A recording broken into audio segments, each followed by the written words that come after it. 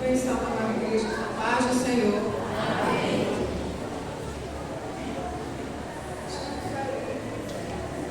Estamos felizes por essa tão grande oportunidade que o Senhor nos concedeu. Nós estamos aqui na casa do Senhor. Neste culto de ações de graça, pelos 63 anos de inauguração desse templo. Nós sabemos que é muito mais do que isso, mas conta a partir da inauguração. E eu costumava estudar o irmão Pité dizendo assim, que ele que anda muito, que viaja muito, mas o melhor lugar é aqui. A gente se sente tão bem aqui quando a gente às vezes sai, até quando a gente vai romper o ano fora.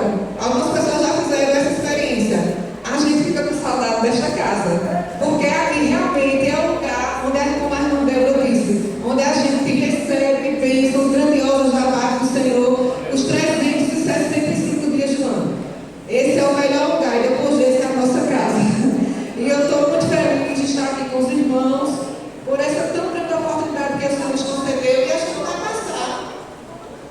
repassar, né, um pouco da nossa história, que como nós fizemos nos 60 anos, a gente passou, mas o tempo foi muito curto para fazer todo o material e também para fazer a análise.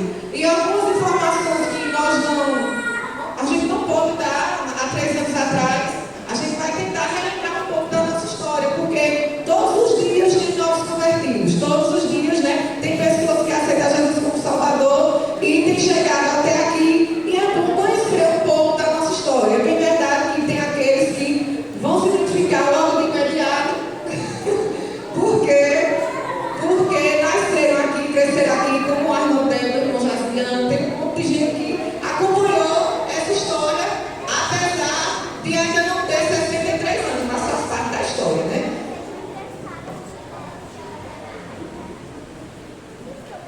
A gente vai voltar ao tempo, a década de 1925, a cidade de Quipapá, isso é uma imagem ilustrativa, né?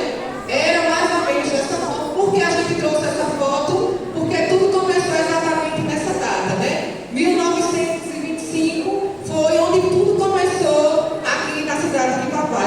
Feliz que eu estou vendo a irmã Thalita, alguns irmãos que eu encontrei na feira, que faz parte dessa história, estão espalhados por aí e vão se identificar em algum momento. A igreja de Caldinho, aqui bem próximo, através do estado de Alagoas, iniciou os trabalhos de evangelismo no sítio Nova Esperança, como já foi dito aqui, há 3 anos atrás, na casa do irmão Augusto Pérez dos Santos e no Engenho Urbano, na casa do irmão Olímpio Barbosa da Silva. Aquela é a imagem ilustrativa da casa do irmão Olímpio e aqui da casa de João, né, que a gente conhece muito. Né, mas tudo se iniciou nessas 2 residências. Para chegar aqui hoje, para a gente aqui, tudo bonitinho, louvando a Deus, sempre na presença do Senhor, chorando. Mas o início foi nessas 2 residências. Uma no Engenho Urbano e outra lá em Nova Esperança. E aí a gente traz como pioneiro o irmão Augusto Pérez dos Santos, o avô de Denise e Cláudia, né? Vamos fazer referência. E o bisavô que eu esqueci de Iris e Sofia, né? Estes 2 trabalhos iniciaram aproximadamente no ano de 1925, conforme relatos dos filhos do irmão Augusto Pérez, e segundo os mesmos, as condições na época eram precárias. Haja vista que a gente está falando de uma década que iniciou na década de 20 e prosseguiu 30, 40, a situação financeira e econômica era bem diferente dos nossos dias. Como era que esses irmãos iam aos cultos? A gente tem aqui uma ilustração do trem, da linha de trem, né, que era um transporte muito utilizado na época, porém, a maioria dos irmãos os escalados iam atender os cultos montados a cavalo. E quem não tinha cavalo ia a pé, viu? Andava quilômetros e quilômetros de distância. Mas foi assim que começou, né, esse trabalho. E eles iam montados a cavalo e por alguns motivos não houve condições da igreja Beltinho, que era a igreja mãe dessas 2 congregações, sustentar os trabalhos evangelísticos nessa localidade. O tempo foi passando. A gente traz a bandeira do estado de Alagoas porque porque ele era o Estado responsável por essas duas congregações. E observando a necessidade do Evangelho continuar nessas localidades, Sítio, Nova Esperança e Engenho Limão, o irmão Olímpio Barros da Silva vai até o Estado de Alagoas, já que o mesmo faz fronteira com o município de Itabá. Lembrando que temos o Engenho Limão aqui, o Sítio Limão de São Heleno, e tínhamos o Engenho Limão próximo ao Oratório, que já fazia divisa com Ibateguara, portanto, Estado de Alagoas. Para os irmãos ficar pensando, Engenho Limão, mas existia lá, e eu fui pesquisar as pessoas, os pais dos alunos, enfim. O irmão Olímpio pede encarecidamente ao pastor presidente da época, esse pastor aqui, Antônio Rego Barros, que era o pastor presidente de Alagoas, que ele enviasse obreiros, já que a igreja Cleotinho não iria mais continuar. E aí, o pastor Antônio Rego Barros não mediu esforços e logo enviou para auxiliar as localidades citadas acima o pastor João Buarque. O mesmo era considerado o supervisor do pastor presidente em Alagoas e dava assistência aos trabalhos dentro das possibilidades da época. Então, o pedido foi atendido e o pastor Antônio Rego Barros, conhecido como Pastor Barros, no livro A História da Assembleia de Deus no Brasil, tem a galeria de todos os pastores que passaram pelo estado de Alagoas, e ele era conhecido como Pastor Barros, e assim ele atendeu o pedido do irmão Olímpio e enviou, o pastor João Buarque para ficar dando assistência aqui nesses trabalhos. Uma pequena biografia do pastor Antônio Rego Barros. Ele nasceu no dia 15 de junho de 1887, lá no estado do Ceará. Antônio Rego Barros, quando ele era bem jovem, aceitou a Jesus lá em Belém do Pará. Nós sabemos que a obra das Assembleias de Deus começou no estado do Pará. E foi lá que esse pastor, ainda jovem, aceitou a Jesus como Salvador. Como nosso pastor disse aqui à noite, a alguns jovens, se empenhem na obra do Senhor, desenvolvam os seus talentos. O pastor, ele foram observar seu comportamento, suas habilidades, demonstrado desde cedo, e nos anos de 1928 e 1929, ele chegou a auxiliar o missionário Samuel Nilson, que foi um dos pioneiros dessa obra aqui no Brasil, lá no Pará. E aí ele foi sendo observado e depois ele foi enviado pela igreja do Pará para ser pastor lá no estado do Ceará, seu estado de origem, de onde ele veio. E lá ele pastoreou por 2 períodos. O primeiro período de 1922 a 1923 e depois ele retorna de 1929 a 1931. Foi exatamente nesta data que o pastor Antônio Rego Barros foi transferido do Ceará para Maceió e passou a ser o pastor presidente do estado das Alagoas.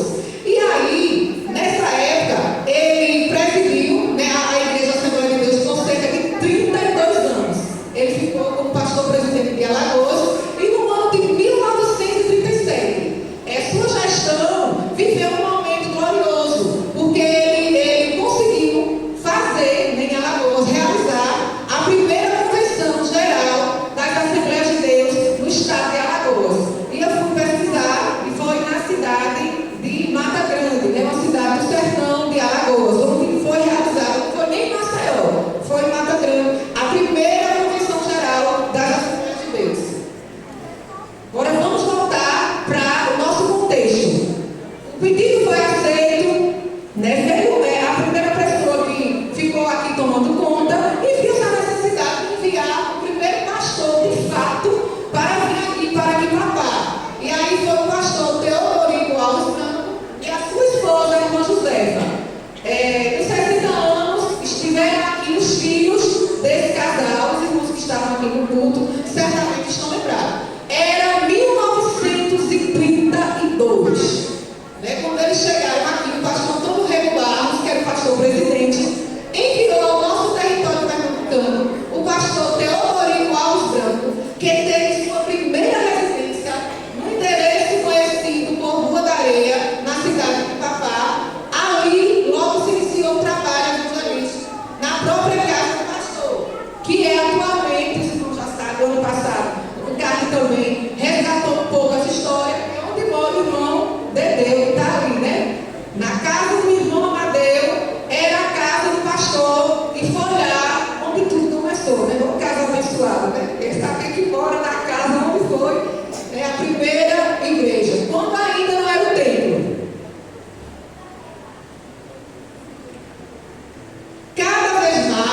desejo de almas tais almas vai aumentando no coração do homem de Deus. E sem perda de tempo, ele começa a evangelizar algumas localidades. Aí ele vai para Maraial, Igarapeba e São Benedito. A gente tem ali as imagens, né? São Benedito e Igarapeba. Então ele começou a sair daqui, que papai começou a evangelizar os territórios aqui mais próximos. E veio o início desta grande obra. Tive que atualizar os slides. Segundo o IBGE, hoje nós somos 17.928 pessoas. O censo é a cada 10 anos. Era para ter sido em 2020, veio a pandemia, não foi possível. Infelizmente, de 2010 para cá, houve um decréscimo acentuado, mas a gente não vai entrar nesse mérito. E se eu estou lidando com o órgão público federal que tem hoje 17.928, vamos ficar com essa população. Com pouco tempo em que Papá, o homem de Deus, observa a necessidade de se adquirir um terreno para a construção do primeiro templo que iria atender os demais. Então, ele fazia os cultos lá na casa, onde mora o irmão Amadeu, irmão de Deus, nasceu a necessidade de construir, né, a primeira igreja. Vamos fazer uma igreja, né? Sempre acontece isso. Começa nas casas, mas vem a necessidade de avançar. E aí tinha este terreno aqui, que é a igreja hoje a qual a gente está. Mas ainda não era a igreja, ainda não tinha a construção. Era o terreno, bem centralizado, conhecido pela população por posto de monta, porque o pessoal criava até mais aí. Porque o povo do Brasil era quase um terreno só isso aqui, né? E aí, Deus falou fortemente ao coração do pastor Teodoro Alves Branco, que juntou os poucos recursos que ele tinha e dentro da vontade de Deus, ele adquiriu um terreno no dia 20 de junho de 1960. Ele media 8,5 de frente e 23,5 de fundo. E foi comprado por 1.000 cruzeiros na época. Vale salientar aqui, vou aqui abrir um parêntese, 15 mil cruzeiros na época. Eu disse quanto? 15 mil cruzeiros na época. Muito bem, então vamos prestar atenção mesmo. Amém, glória a Deus. Aí é 15 mil cruzeiros na época. Então veja só. Pastor.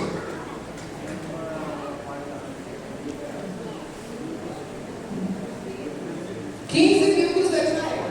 Sei. Aí veja só. Vou abrir um parênteses. A gente está falando de um contexto onde a perseguição religiosa era grande. Os irmãos aqui bem sabem que ser crente nessa época era extremamente difícil.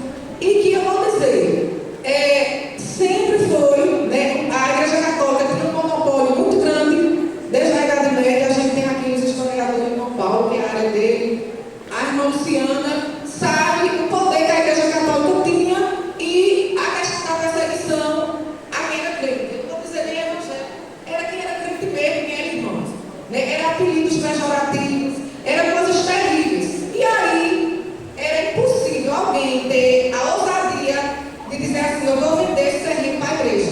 Porque a gente começa a contar, a gente já falou aqui de alguns milagres, de tijolo, de água, de areia, que a gente vai falar. Mas até na própria compra do terreno, ninguém ousava vender um terreno que fosse para construir um templo evangélico naquela época. Mas Deus, ele tem nesses planos, Deus tem seus meios. E analisando essa documentação, eu até anotei aqui, o que me chamou a atenção, eu disse a Paulo, fazendo análise desse documento, que tem o cartório de Dona Toninha, e que foi análise também de pesquisa, a gente vê que os adquirentes, aliás, o casal que vendeu chamava-se João Francisco da Silva, mas não é da irmã José, não, ele não perguntou. E a irmã Josefa Ângelo de Saraiva.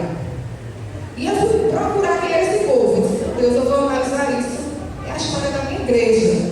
E eu fui logo ali ao lado. Naldinho disse assim, quem construiu esse prédio que é de Naldinho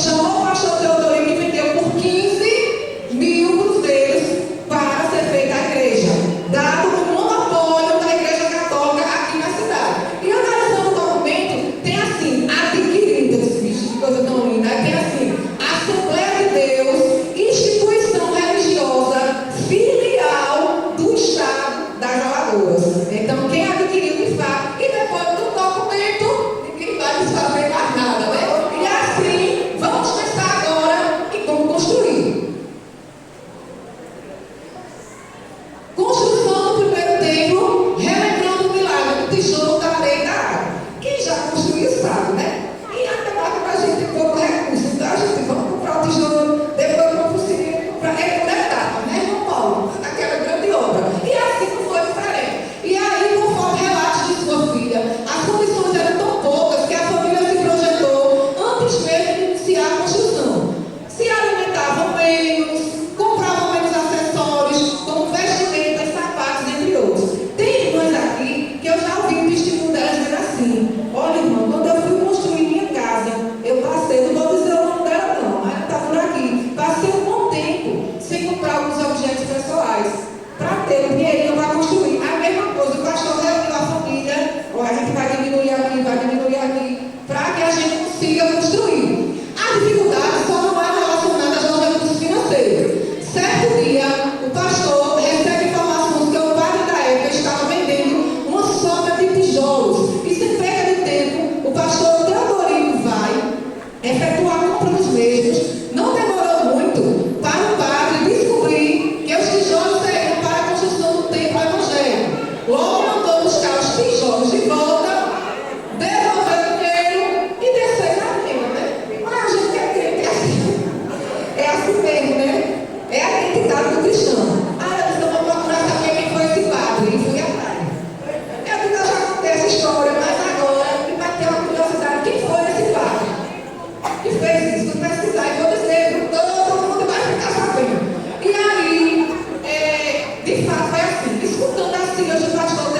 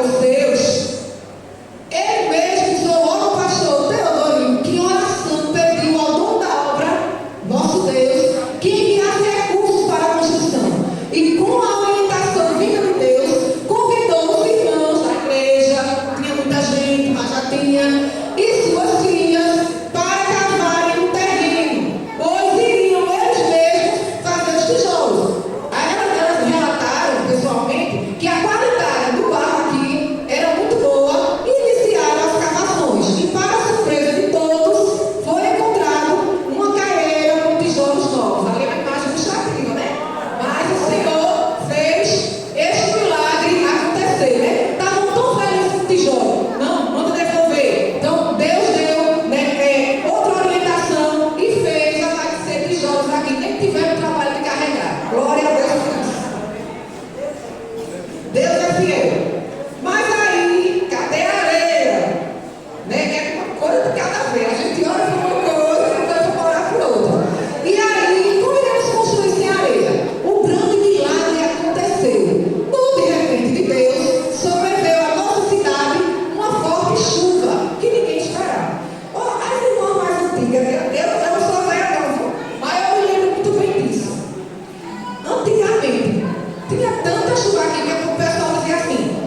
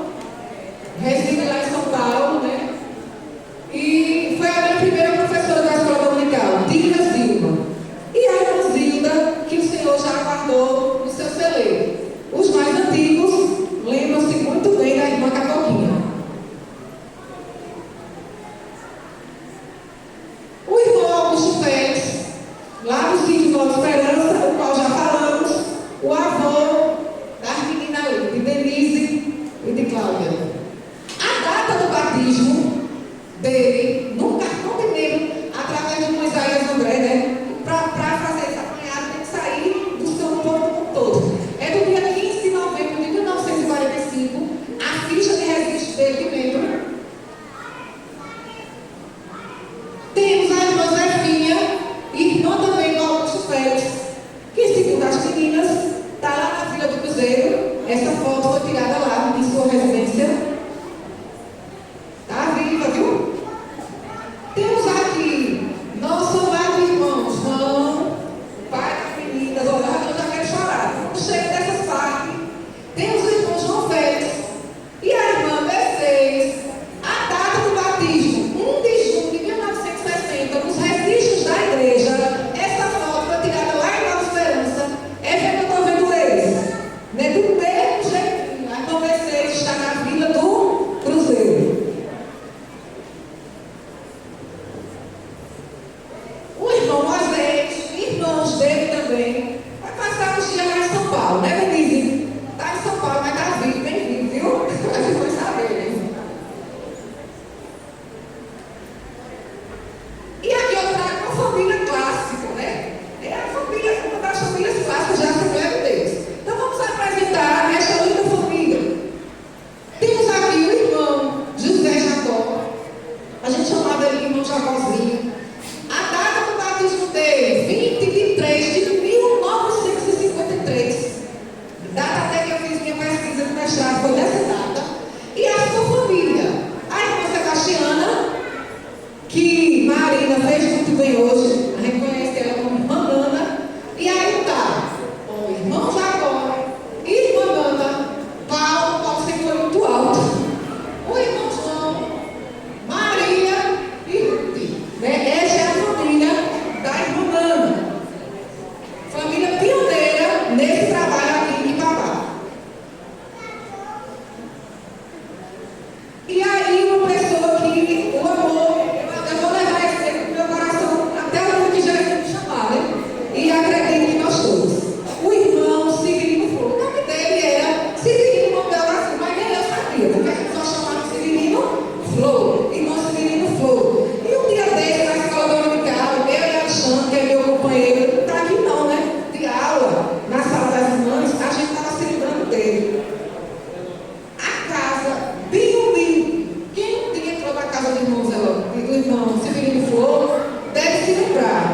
Não tinha quase móvel. Tinha um chão quase bem roxo, duas cadeiras. Tinha um suporte na parede que ele colocava os copos. Era bem humilde. Mas, minhas irmãs, quando a gente entrava dentro daquela casa, meu Deus do céu, pairava assim, uma unção assim do alto, aquela paz, aquela casa que tem crente, quando você entra, que sente aquela paz. Né? É um pedaço do céu, é uma aula do céu que está ali. Era assim que a gente se sentia quando entrava na casa dele. Às vezes eles faziam os cultos. E um dia desse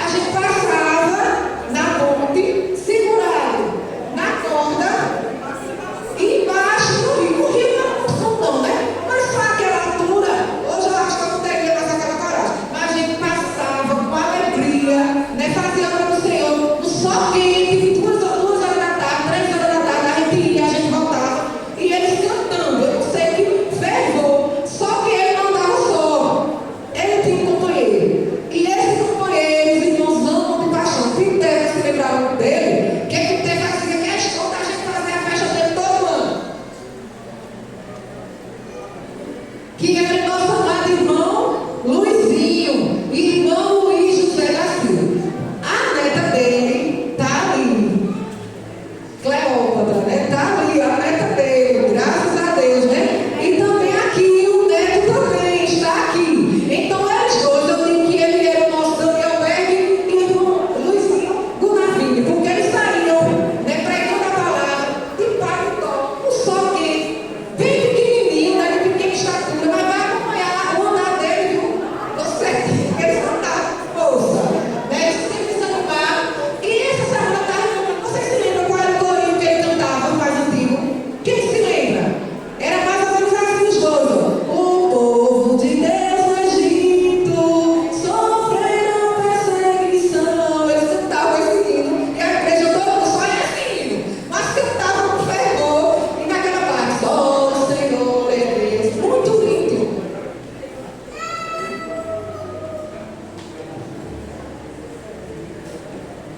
Não poderíamos deixar de falar, de trazer a nossa irmã Ana, nossa pioneira, mulher de fé, mulher de oração, como o irmão Paulo, ele contou, né, no processional, mulher que gostava muito de voto, ela votava e honrava os votos que fazia, e o voto que a gente se lembra mais, é que ela contava sempre, era que ela pediu a Deus que elas não tinham casa, e casa aqui sempre foi caro, que papai é um lugar de casa ser cara, e se for aqui, no centro, mais cara ainda. Tinha muita gente interessada nessa casa, que foi dela, mas o Senhor prometeu a ela que ia dar aquela casa. E ela disse que o Senhor, se cumprisse, na sua velhice, ela nunca ia faltar aos trabalhos do Senhor. Ela disse: Senhor, se o Senhor me der essa casa perto da igreja, eu quero perto da igreja.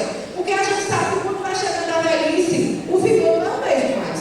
As forças não são a mesma mais. E Deus não foi e ela fez. E eu estava me lembrando em casa. Nessa época, olha para a gente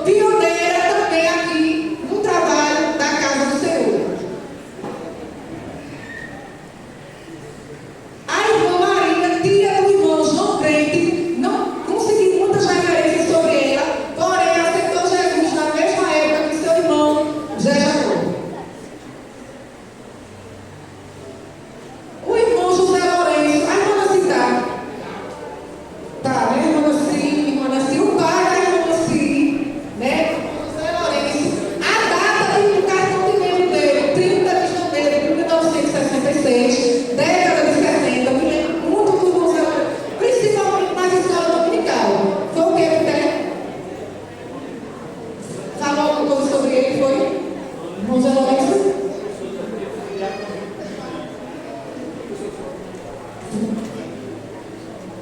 Foi professor do irmão Jonas. Olha, irmãos, vários. O irmão Jonas, nós conhecemos, foi adjunto do irmão Zé Lourenço, que a imagem que eu tenho do irmão Zé Lourenço era aqui na escola dominical. Eu agora olhei para Jonas e eu não posso deixar de falar que nessas construções tem, né, a mão também do irmão Jonas nesse tempo aqui, em algumas reformas, em algumas construções. O irmão Jonas e o irmão Jairo também chegaram a trabalhar aqui nessa construção. Não posso deixar de fazer essa referência. Se eu for falar do irmão Jonas, a noite vai ser pouca. E a gente tem o irmão José Garcia, guerreiro também, veio primeiro. Deus sempre chamou um, daí depois foi para frente da família. Um a um. E ele sozinho aqui ficou durante um bom período. Né? As irmãs sabem, a irmã Nésia está por aí.